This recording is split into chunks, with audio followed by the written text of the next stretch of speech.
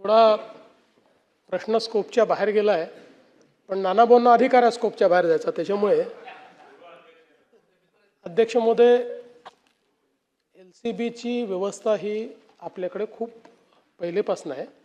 LCB म्हणजे local crime branch आहेत आपली ती. त्यामुळे गुन्हे अन्वेषण करण्याकरता जे पथक आपण तयार करतो ते LCB असतं.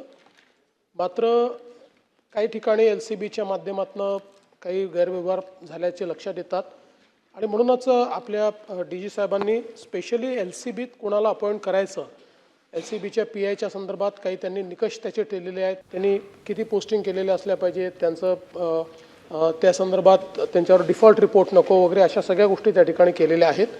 आणि त्यामुळे मला असं वाटतं की जे त्यातल्या त्यात जे योग्य काम करणारे लोक आहेत तेच LCBमध्ये अपॉइंट झाले पाहिजेत अशा प्रकारचा प्रयत्न आहे. आणि अशी कुठनं तक्रार आली तर त्या तक्रारीवर आपण कारवाई करतोच.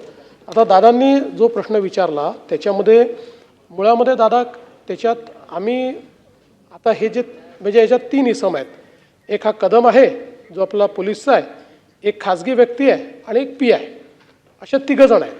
या तिघांचेही मोबाईल जे आहेत ते आम्ही जप्त करून आणि त्याचा डिलीटेड डेटा आम्ही त्या ठिकाणी रिट्रीव्ह केला.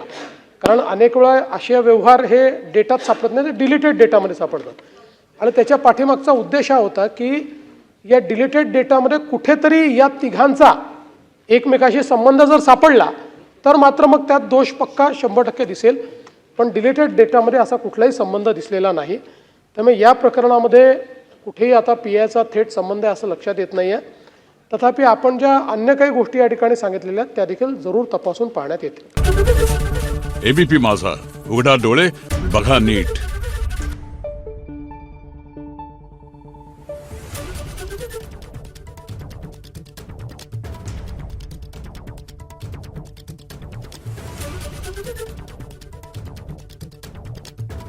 Thank you.